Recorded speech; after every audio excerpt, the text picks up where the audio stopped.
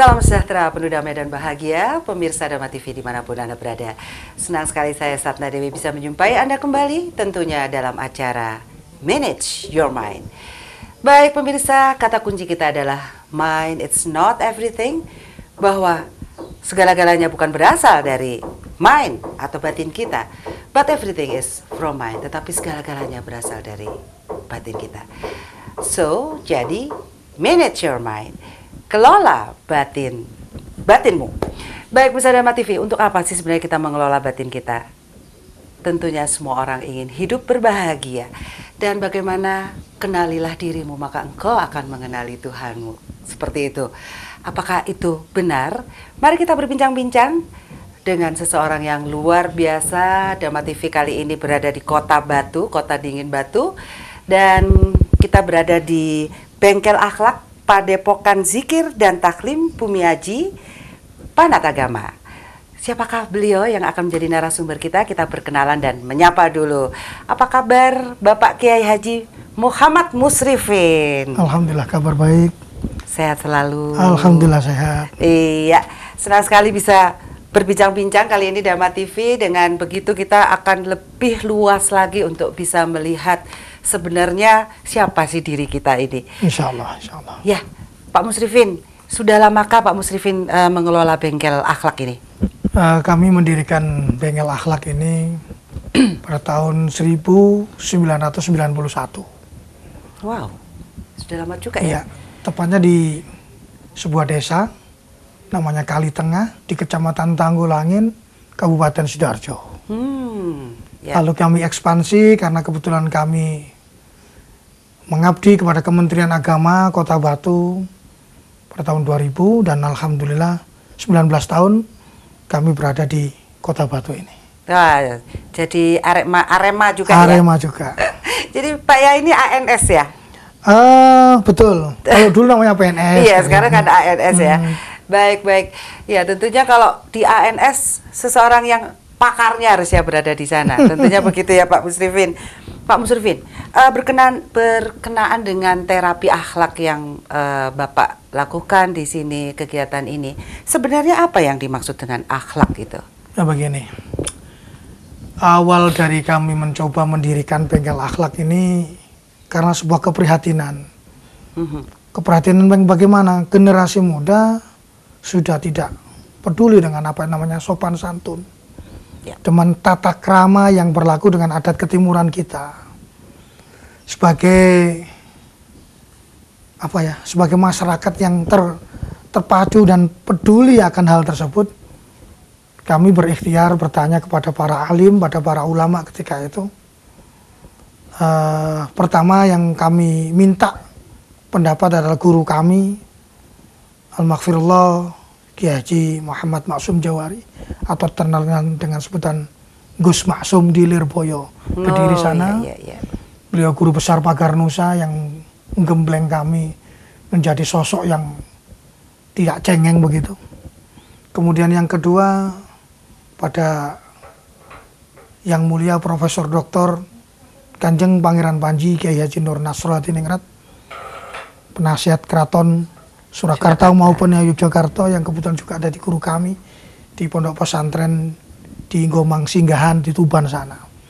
Dari kedua orang tokoh yang mulia ini, kami memohon izin untuk berbagi keilmuan di masyarakat.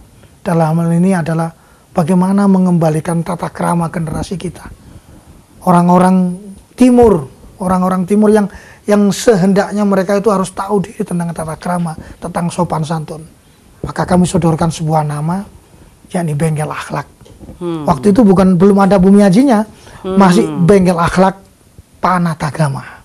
Yeah. Lantas pada tahun 2000 itu baru berubah nama dari Bengkel Akhlak, Bumiaji Panatagamanya itu berubah di situ karena perpindahan tempat saja. Begitu. Ya, itu 28 tahun yang lalu, masih muda ini ya. Pak Yai masih muda tetapi mempunyai jiwa dan kepedulian pada saat itu ya, Pak Yai. Nah, Panatagama sendiri artinya apa ya, Pak? Panatagama itu ingkang noto agomo, yang menata segala bentuk urusan agama. Maksud dari Bengkel Akhlak ini, kalau mereka sudah masuk Bengkel Akhlak, alumni Bengkel Akhlak ini sepulangnya bisa menata agama, minimal menata agamanya mereka sendiri, menata diri mereka dan keluarganya. Jadi akhlak itu ada hubungannya dengan moral dan etika ya, berarti ya, etika dan tentunya nanti arahnya ke estetika ya. Betul. Seperti itu. Apa pentingnya akhlak sih Pak yang disebut moral dan etika ini sebenarnya? Junjungan kami yang mulia Rasulullah Muhammad SAW dalam sebuah hadis, innama bu'istu liutamima makarimal akhlak. Jadi beliau diutus oleh Tuhan kami, Allah Subhanahu wa Ta'ala, ke muka bumi ini tidak lain adalah menyempurnakan akhlak. Jadi akhlak yang bobrok tempo dulu namanya jahiliyah, kebodohan yang sampai ke seluruh sendi-sendi kehidupan, itu yang akan dibenahi. Jika akhlak ini sudah mapan, sudah benar, maka terarahlah kehidupan itu. Apapun itu namanya, akan terarah, akan terwujud, namanya baldatun thayyibatun wa rabbun ghafur, seperti itu. Atau kalau di istilah bahasa kita, istilahnya negara kertogomo, gemaripah lojinawi, toto tentrem kertoraharjo. Wah, itu Jawa sekali itu ya. Ya, Pak Musrifin, kalau penjenengan bisa lihat bahwa di Nusantara atau di Jawa ya, yang penjenengan lihat bahwa etika ini sebenarnya sudah ada belum sih Pak Musrifin dari dulunya, seperti itu? Di dalam prasasti Umpu Humbayun bertahun 926 sebelum Masehi. Jadi sebelum Nabi Isa lahir, tatanan Jawa itu sudah ada. Ketika itu rajanya Aji Saka III. Aji Saka III. Aji Saka 1, 2 masih menggunakan huruf Palawa berbahasa Sangsekerta. Akan tetapi pada Aji Saka yang ketiga, huruf Palawa dirubah menjadi aksara Jawa yang seperti kita baca sekarang. Betul. Dan bahasa Sangsekerta menjadi bahasa Jawa yang kita gunakan saat ini. Seperti itulah. Di situ terpapar atau tergambar sebuah kebudayaan yang adiluhung. Bagaimana mungkin seorang Nabi Isa aja belum lahir, di Nusantara ini dengan rajanya Aji Saka III sudah mampu membuat kalenderisasi. Membuat kalenderisasi. Itu sebuah kebanggaan yang tidak bisa ditutup-tutupi. Dan jarang sekali yang tahu. Iya. Kalau kita mau menghitung tahun Hijriah, tahun Islam itu 1441 Hijriah. Tahun Jawa 1953 Saka. Tahun Cina 2553. Tahun Jawi 2933 tahun. Jadi kita unggul 5 tahun peradabannya dibanding yang lain. Kalau kita baca relief yang tertempel di dalam Candi Borobudur, mulai dari level 1 level 6, kan ada tingkat sampai 6 tingkat. Itu ada terdapat sebuah kesamaan antara 6 surat Al-Quran yang tertempel di dalam relief Candi Borobudur itu. Artinya di tahun yang sama Allah Subhanahu wa Ta'ala menurunkan wahyu bernama Al-Quran kepada Muhammad bin Abdullah dan menurunkan perintah bernama buatlah sebuah bangunan yang memorial memorial yang luar biasa, berbentuk Sambara Budura, yaitu Candi Borobudur, yang di situ tertempel semua aktivitas kehidupan manusia yang ada di relief candi, mulai dari lantai 1 sampai dengan lantai 6. Kitab suci yang terpahat dengan indahnya pada relief-relief itu ya. Sekali. Luar biasa, seni pada saat itu juga sudah sangat tinggi. Ini mungkin jarang sekali ya, kita ini produser kita juga sampai terbengong-bengong karena memang ini bercerita tentang suatu sejarah Nusantara sebelum menjadi Indonesia tentunya. Kiai Musrifin.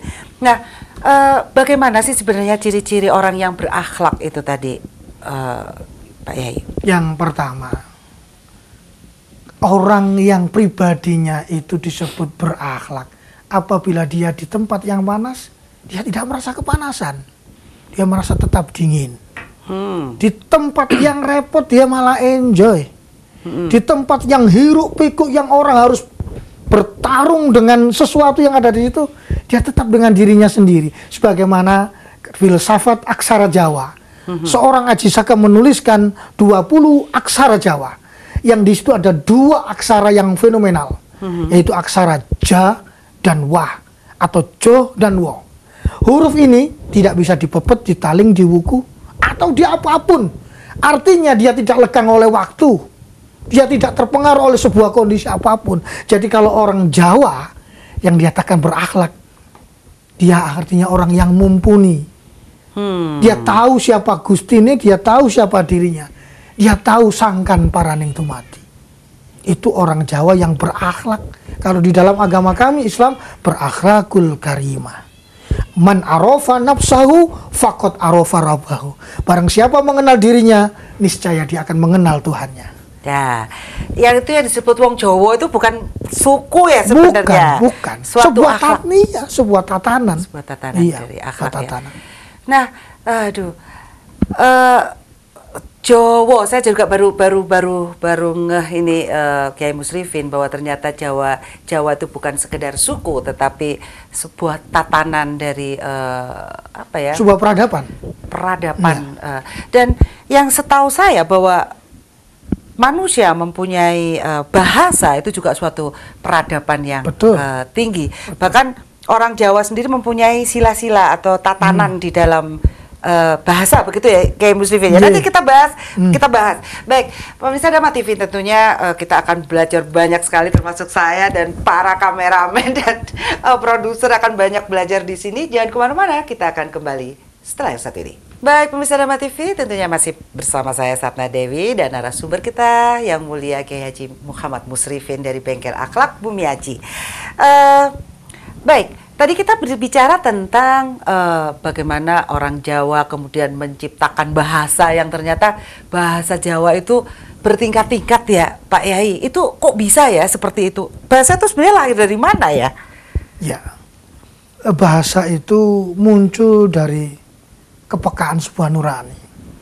Jadi begini, yang keluar dari suatu tempat, kalau keluarnya baik, pasti di dalamnya itu baik.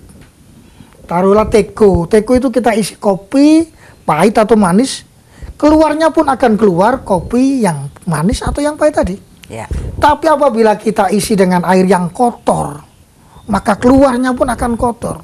Dan ketika itu leluhur kita, nenek moyang kita, Nusantara ini dengan meditasinya sehingga dia tembus dengan apa yang dikehendaki Tuhan, maka muncullah sebuah ide-ide tentang bagaimana peradaban ini. Bagaimana peradaban ini ditata. Mulai dengan bahasa, mulai dengan tatanan bagaimana berumah tangga, dan lain sebagainya ditata semuanya. Tidak ada satupun yang ditinggalkan oleh mereka. Bahkan orang Jawa itu orang yang paling disiplin. Ketika sesuatu acara dilangsungkan, so contoh, panjenengan ngunduh mantu, jamnya harus tepat. Kalau memang dimulai jam 7, maka jam 7 itu harus berlangsung. Iya, karena kita akan bertepatan dengan naasnya tahun, naasnya bulan, naasnya dino, atau nogo tahun, nogo dino, nogo seperti itu. Itu orang Jawa saking berhati-hatinya. Saking berhati-hatinya. Ya, itu kadang dimusrik-musrikin loh Pak. Tempo hari ada yang mengundang kami di suatu desa yang sebelumnya ada sebuah pengajian peringatan malam tahun baru Hijriah. Pembicaranya kebetulan orang-orang yang tidak menghendaki budaya ini bersanding dengan agama di negeri kita. Mereka mengkafir-kafirkan, membid'ah-bid'ahkan, mensyirik-syirikan dan sebagainya. Padahal Rasulullah dalam sabdanya mengatakan al-adatu muhakkamat. Adat istiadat itu adalah hukum yang berlaku di sebuah negeri. Di suatu kaidah mengatakan al-mukhafadu ala qadimis sholih bil jadid al-aslah. Sesuatu yang tempo dulu, yang lalu, yang sudah tahunan, yang nenek moyang kita ciptakan, akan tetapi masih relevan kita pakai. Kenapa kita tidak gunakan? Contohnya gamelan, wayang, dan sebagainya. Seperti kidung, macopat dan sebagainya. Sesuatu yang masih relevan kita pakai di dalam kehidupan kita, di dalam berbangsa dan bertanah air. Ini loh bukti bahwasanya kita bukan negara yang abal-abal, kita negara yang luar biasa. Kalau panjenengan bisa buka sejarah, di tahun 665 Masehi, tercatat sebuah prasasti di Jepara, boleh ditengok di sana.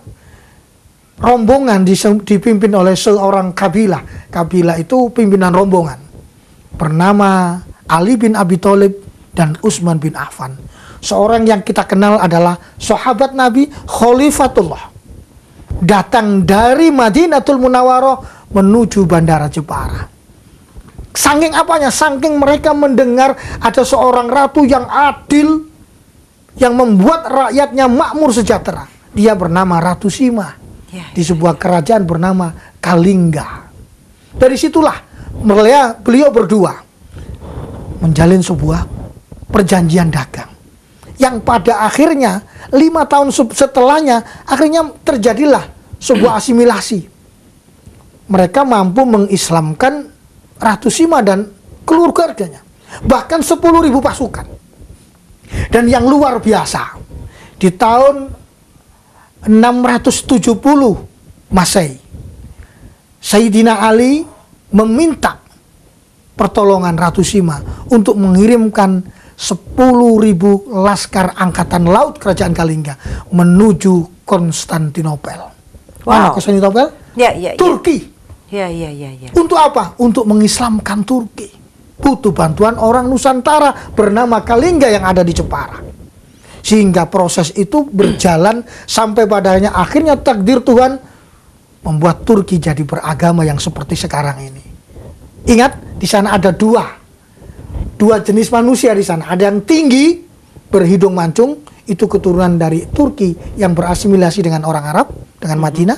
Dan orang Turki yang pendek-pendek, irungnya pesek, adalah hasil asimilasi perkawinan dari orang Jepara dengan orang Konstantinopel. Hingga hari ini, betul. Itu kami buktikan ketika kami memandu perjalanan umroh di sebuah perusahaan tour travel umroh. Kami mampir di Museum Topkapi, kita berkeliling-keliling Turki, dan ternyata memang benar orang-orang ini terjadi dua macam manusia di sana. Ada yang pendek, ada yang tinggi. Yang pendek-pendek karena menikah dengan orang Jawa, sementara yang tinggi-tinggi dengan orang Arab. Itu terjadi memang begitu. Saya katanya juga keturunan dari Turki. Begitu ya, dari mbah-mbah. Asal bukan turunan kidul begitu ya. Tapi endek. Wow. Jadi ternyata hubungan itu sebenarnya harmonis sekali ya antara asal muasal agama Islam dengan ajaran kita. Harusnya memang bisa terjadi kolaborasi yang indah harusnya. Betul.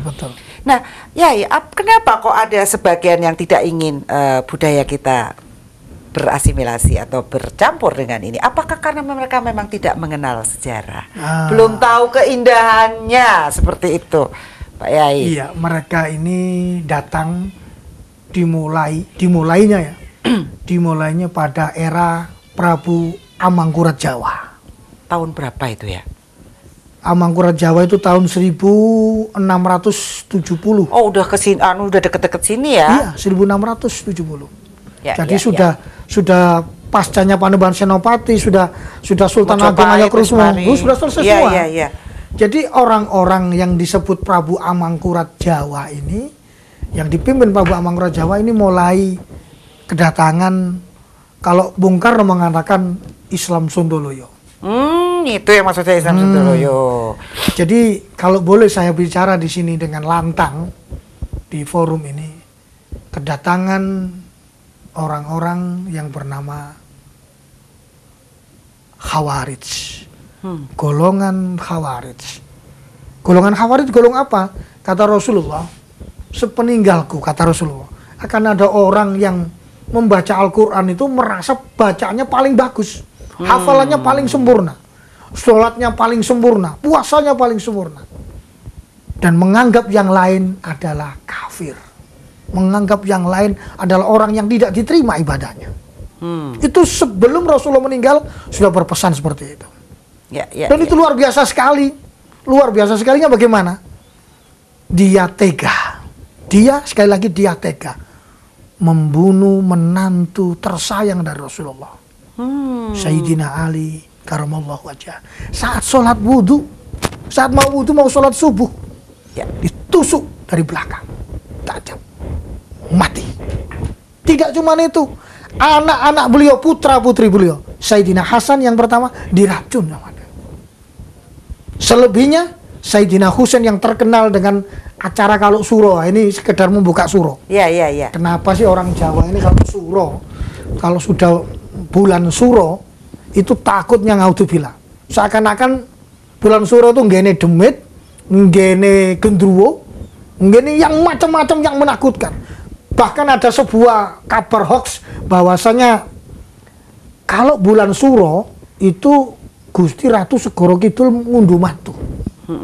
Terus banyak akhirnya korban gitu ya? Oh iya, seperti itu. Seperti itu. Padahal bukan. Ini saking etikanya orang Jawa yang pernah didatangi Sayyidina Ali ke Jepara. Yang pernah didatangi Sayyidina Ali ke Jepara merasa dirinya ini, Allah, kasihan betul keturunan Sayyidina Ali. Di bulan Suro, pada tanggal 10 Asyura, putra tercinta Sayyidina Ali pertama Sayyidina Husain dibantai, dibunuh. Tidak cuma beliau dan istrinya dan 72 anggota keluarganya. Bukan pasukan, karena yang pasukan hanya 30 orang. Yang 42 adalah anak cucu beliau. Perjalanan dari Madinah ke Kufah untuk menerima jabatan sebagai khalifah, tapi orang-orang yang tidak berkenan, yaitu orang-orang Khawarij, menghadang beliau dengan 5.000 pasukan perang. Jadi bukan karena sebuah kabar berita yang hoax ya, yang menceritakan bahwasanya setiap bulan Suro Gusti Ratu Segoro Kidul mantu atau ngunduh mantu, tapi karena sebuah kecintaan dan rasa hormat yang setinggi-tingginya dari masyarakat Nusantara untuk beliau Rasulullah, untuk beliau Sayyidina Ali, yang keturunannya dibantai oleh orang-orang Khawarij yang berjumlah 5.000 orang pasukan melawan 72 orang. Yang luar biasa sekali ketika itu 38 anak panah menancap di dada Sayyidina Husain dan dipenggal kepalanya. Sebuah tragedi yang luar biasa. Makanya saat yang seperti itu, kata wali-wali yang menyebarkan Islam di Nusantara,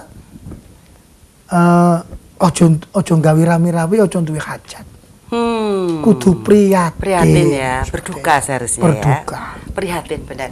Ya, itu apa sih motivasinya dan apa hubungannya dengan akhlak mereka-mereka ini? Nanti kita bahas ya. Yeah. Baik, pemirsa Dhamma TV, tentunya jangan kemana-mana, kita akan bahas setelah yang satu ini. Baik, pemirsa Dhamma TV, apa kabar Anda yang berada di Jombang, di Kediri, di Madiun, dan Malang Raya tentunya yang bisa menangkap siaran kami. Dan tentunya Anda bisa melihat melalui streaming Dhamma TV untuk seluruh dunia bisa melihat siaran kami ini. Baik, tadi kita berbicara tentang sejarah Suro, Pak Yai ya. Dan Suro. Kenapa sih kok ini berhubungan dengan akhlak seseorang nggak sih, sampai apa sih motivasinya sebenarnya sampai membantai satu keluarga itu? Ya. Pak Musrifin. Ya, suksesi kepemimpinan. Oh, ini harta tahta ini ya, yang diperbutkan ya manusia ya pada. Makanya kan nggak berakhlak sama sekali. Dari zaman dulu sampai sekarang. Iya. Sekarang pun juga begitu ya, Pak. Anak-anak kecil dibantai kan nggak berakhlak kan begitu. Tidak bermoral. Ya. Nah, berbicara tentang akhlak nih, Pak Musrifin, saya mendengar bahwa di sini ada bengkel akhlak. Apa saja sebenarnya kegiatan di sini mengenai bengkel akhlak ini? Ya. Kita mulai dirikan 91 itu bengkel akhlak selain mengkaji ilmu agama. Satu itu mengkaji ilmu agama. Kemudian yang kedua mengkaji budaya. Biar yang nggak tahu biar tahu, biar ngeh sama budaya. Ya. Yang ketiga, di sini ada pengobatan alternatif. Di pengobatan alternatif yang berbagai macam kita ajarkan tadi, semacam kita berikan kursus bagi mereka yang ingin belajar menjadi seorang pengobat atau seorang tabib. Ya. Mulai dari terapi pijat sampai dengan terapi transfer penyakit. Jadi penyakit yang ada dalam tubuh manusia dibandingkan daripada hewan, begitu. Oh, itu gimana ini kalau menurut hukum karma? Ini saya juga mau nanya nih kayak Musrifin, bagaimana mentransfer secara hukum sebab akibatnya mentransfer ke hewan ini. Apa ada dosa nggak sih sebenarnya? Kalau di dalam agama kami Islam, di dalam Quran surat Yasin ayat 72, wa dalalnaha lahum faminha rakubuhum wa minha yakulun. Artinya apapun boleh kamu manfaatkan di dunia ini, karena memang diciptakan semua ini untuk manusia, untuk bisa kamu makan, untuk bisa kamu naiki. Kalau misalkan hewan itu hewan tunggangan, dan untuk kamu apapun, yang sepenting di situ adalah kemaslahatan, kemanfaatan kepada umat ini. Ya. Nah, perpindahan ke hewan itu tadi, Kiai Musrifin, apakah itu memang suatu jalan pintas, instan seperti itu?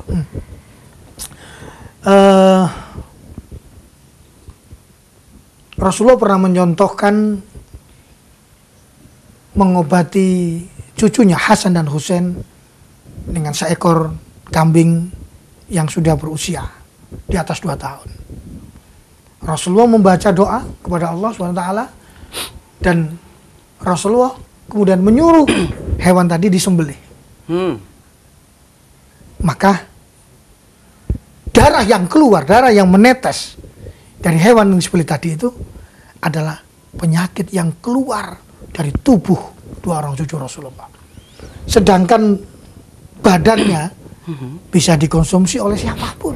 Oke, jadi tidak ada penyiksaan di sini. Begitu disembelih darahnya keluar, kita kan nggak makan darah, nggak minum darah. Ya. Kita bukan vampir kan begitu. Ya. Nah, setelah darahnya keluar tuntas, seperti biasa. Jadi tetap dimanfaatkan, dari buang-buang iya. percuma gitu ya, bukan pembantaian gitu ya. Bukan. Ya, Pak Yai. Baik, kalau saya tangkap dari itu bahwa ada ternyata penyakit itu suatu gumpalan energi yang sebenarnya kalau toh bisa dipindahkan, berarti seharusnya juga tidak bisa datang gitu. Karena kenapa kok bisa sakit itu? Sebabnya itu loh. Ya. Sebab sakit menurut medis 80% adalah dari hati dan pikiran. Sementara yang 20% adalah dari makanan yang kita konsumsi. Jadi pola pikir, pola hidup itu 80%. Sementara pola makan hanya 20%. Itu menurut medis. Ya, betul. Menurut syariat atau menurut agama, apa yang ada di dalam tubuh kita, baik yang berupa sebuah nikmat kesehatan dan nikmat penyakit itu juga nikmat juga loh. Karena dengan sakit itu kita baru bisa menghargai, dekat sama Tuhan. Iya. Ya begitu. Kita baru tahu rasanya sehat kalau kita sakit. Iya, betul. Begitu. Iya. Jadi tetap dualitas ini ya, kita harus pelajari dengan seksama antara dualitas. Tidak ada yang buruk sih sebenarnya ya, Pak Yai. Dan apakah bertobat bisa menyembuhkan penyakit fisik tanpa obat-obatan misalnya? Yang jelas, ikhtiar itu wajib. Bertobat itu adalah hati. Sedangkan fisiknya harus diobati. Karena yang sakit bukan cuma hatinya. Kalau misalkan dia sakit pikirannya, contoh maaf dia gila, cukup dengan hatinya yang dia berobat, tak perlu fisiknya. Tapi kalau dia terkena sebuah penyakit, mohon maaf, kanker getah bening, kanker payudara dan sebagainya, berarti yang diobati harus 2, hatinya diobati biar dia yakin bahwasanya dia sembuh, dan satu hal, penyakit yang ada di dalam fisiknya yang harus dikeluarkan. Nah begitu. Sedangkan penyakit fisik pun juga akibat dari yang penyakit hati itu. Jadi harus dua-duanya. Karena yang setahu saya biasanya kalau medis barat itu hanya penyakitnya yang diobatin, tetapi sebabnya itu apakah di bengkel akhlak juga mengobati? Sebab itu yang kita ada terima. Kita beberapa waktu yang lalu, tepatnya dimulai dari 2018 ya, kita mulai bekerja sama dengan rumah sakit jiwa, dengan rumah sakit yang menanggulangi penyalahgunaan narkotika dan sebagainya. Itu yang kita sembuhkan bukan zat adiktifnya, bukan, itu urusan mereka adiktifnya, urusan medis, tapi jiwanya adalah urusan kami gitu. Jadi kita kecanduan itu juga salah satu. Betul. Kecanduannya, kemelekatan kepada hal itu. Itu apakah gimana Pak Musrifin? Teknisnya gitu, teknisnya ya. Ya teknisnya kita berdoa, setelah itu kita ajak si pasien tadi itu, contoh misalkan panjenengan pengen berhenti merokok, misalkan berhenti merokok, saya pengen berhenti merokok, oke, Ya. Niat itu ya. Ya, Sudah niat. Bukan karena sebuah paksaan ya. Bukan sebuah tren, bukan. Tapi berhenti merokok. Oke. Siapkan hewan yang dimampu ya. Disiapkan.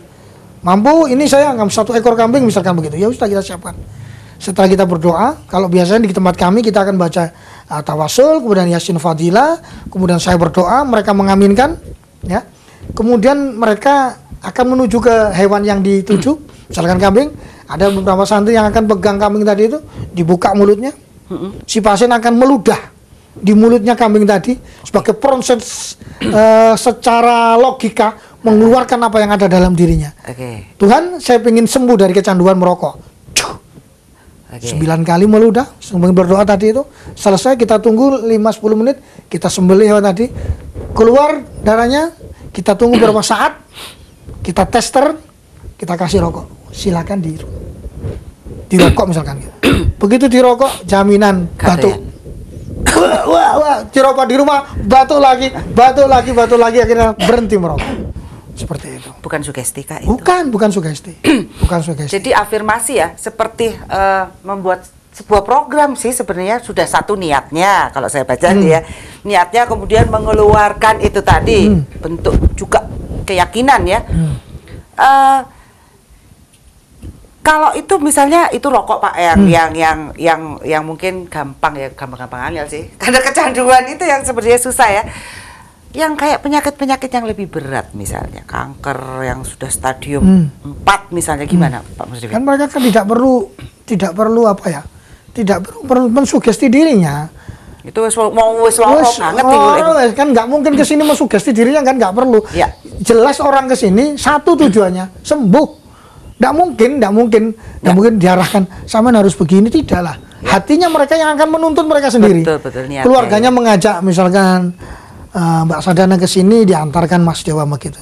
Pasti tujuannya apa Purono? Ya sampean ben waras. Tidak mungkin ada tujuan lain. Selain satu itu tadi, sembuh dari apa? Dari berbagai macam yang dikeluhkan. Misalkan stres bisa. Dan itu bergantung kepada momen. Apa momennya begitu? Contoh misalkan begini. Ketika panjenengan dipaksa ke sini, ayo dah. Saat panjenengan tidak mau, ya sudah bisa. Tapi ya wes, dengan iya itu artinya apa namanya, perlahan tapi pasti selama perjalanan itu olah batin dan olah pikirnya pasti mengarah ke sana. Iya. Pasti. Ya. Gitu. Energinya menuju ke keseimbangan sih sebenarnya, betul, sudah mulai karena udah niat, yakine pisan seperti itu ya. Proses ilmiahnya kan orang sekarang kan maunya yang ilmiah, udah nggak klinik. Iya.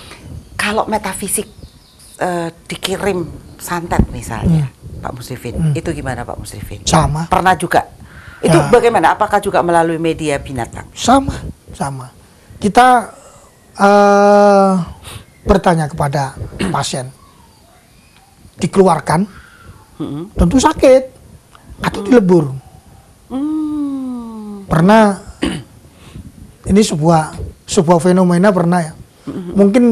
Mungkin jarang terjadi, tapi pernah di tahun 2015 kami diminta tolong warga di Kabupaten Kediri, tidak sebut namanya,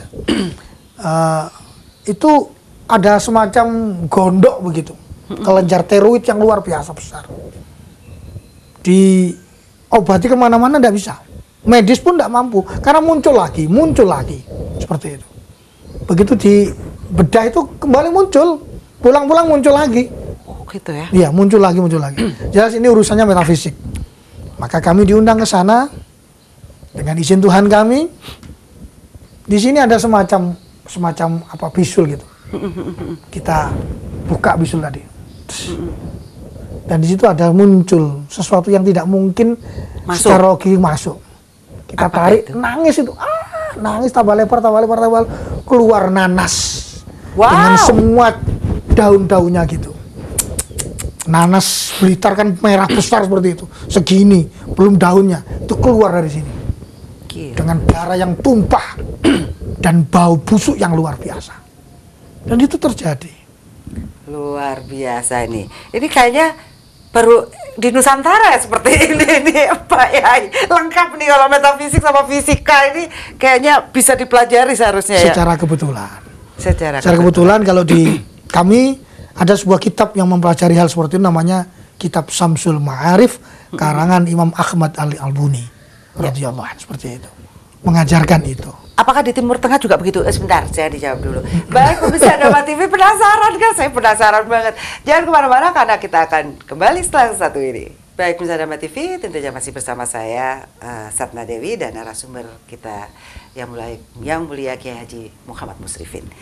Baik, Pak Yai, di Timur Tengah ada santet-santetan juga nggak sih? Kepo saya. Jadi gini, di Timur Tengah itu ada satu negara yang terkenal dengan magicnya, yaitu Persia. Persia itu dulu namanya, kerajaannya namanya Persia, terus sekarang jadi Iran, Suria, itu Persia. Persia. Itu gudangnya ilmu magic. Iya. Magic. Metafisik ya, metafisik. Memang ada juga ya di sana. Luar biasa. Dan Nusantara juga dulunya terkenal seperti itu ya, Pak ya. Jauh sebelum Persia, Nusantara lebih dahulu.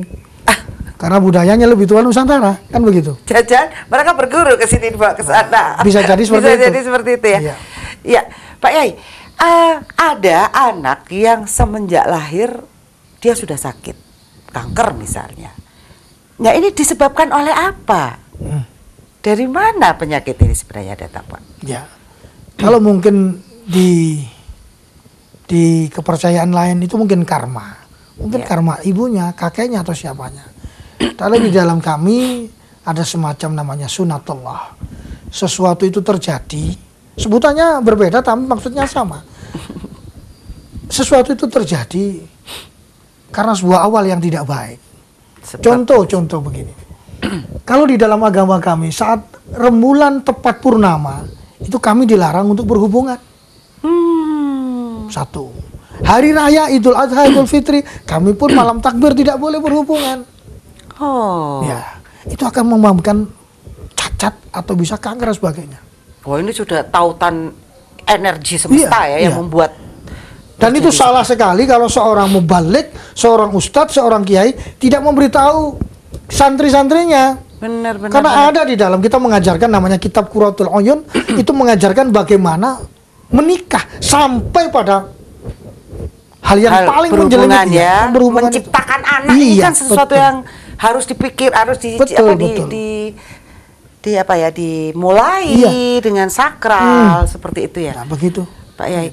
Nah, ini sangat jarang dipelajari oleh anak-anak kita, sehingga terkesan awur-awuran, sehingga kayaknya kemarin ada undang-undang yang akhirnya bukannya malah undang-undang itu mengajarkan bagaimana sebenarnya kesakralan dari hubungan seksual untuk penciptaan anak seperti itu. Bagaimana menurut Pak Musrifin? Apakah ini masih hal-hal yang tabu dibicarakan? Ya itulah. Kalau di pondok pesantren atau di majelis-majelis taklim yang berkhidmat untuk masyarakat, bahwa hal yang tabu, tidak ada yang tabu dalam agama. Tidak ada yang tabu. Semua kita ajarkan sesuai dengan proporsinya. Kalau memang mereka usia mau nikah, ya kita ajarkan itu. Tapi kalau masih SD, SMP, ya jangan. Akhirnya pernikahan dini muncul di mana-mana yang berakhir pada ujung perceraian karena tidak mantapnya jiwa mereka. Tapi begitu mereka ada calon-calon pasutri ya, pasangan suami istri yang memang sudah seharusnya untuk mengetahui hal ini, jangan dirahasiakan, jangan ditutup-tutupi, karena memang mereka harus tahu ini bagaimana membentuk generasi yang unggul. Betul sekali. Nah, itu biasanya ini penyelidikan kan di dinas keagamaan, Kementerian Agama. Itu ada nggak sih pendidikan menjelang pernikah? Ya, biasanya di KUA, kantor urusan agama, 1 bulan sebelum mereka melangsungkan akad nikah, ada yang namanya jomboan itu. Jomboan itu? Ya, jomboan itu bahasa Jawa itu ya? Iya, bahasa Jawa itu.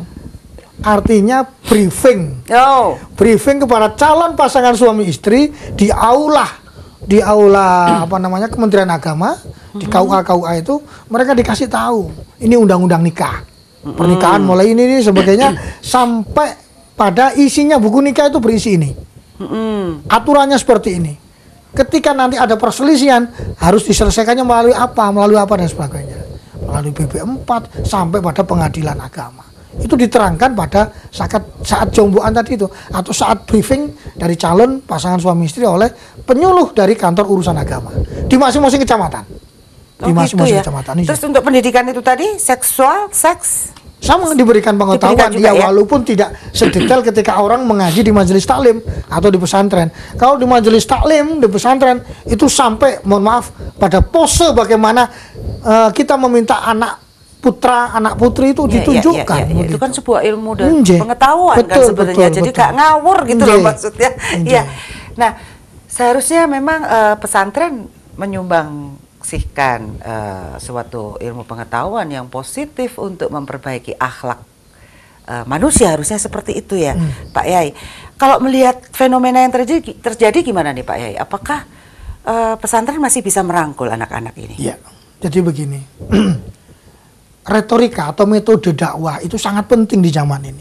Sebagaimana dulu pendahulu-pendahulu kita, wali-wali songo, menggunakan metode dakwah dengan budaya.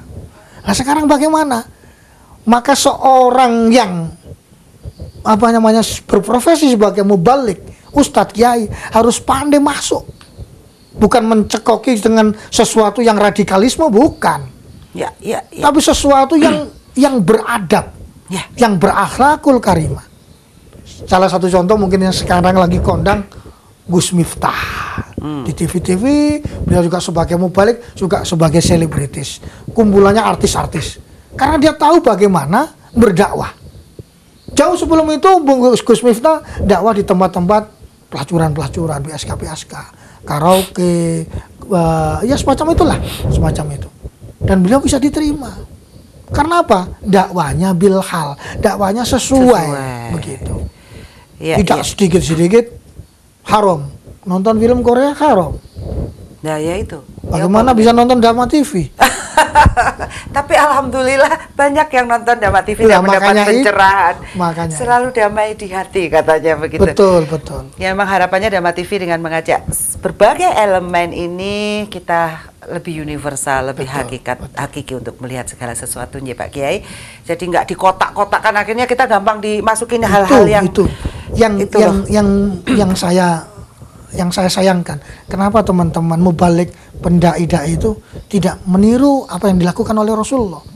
Ya.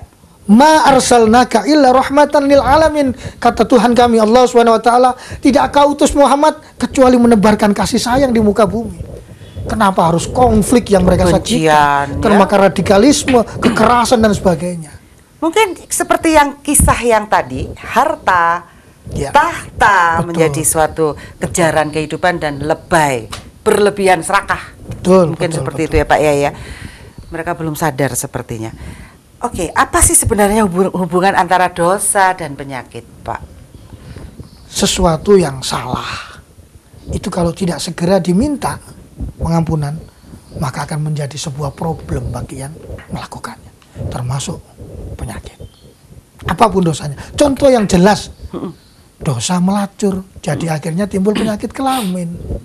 Itu sudah jelas, sudah sangat jelas sekali.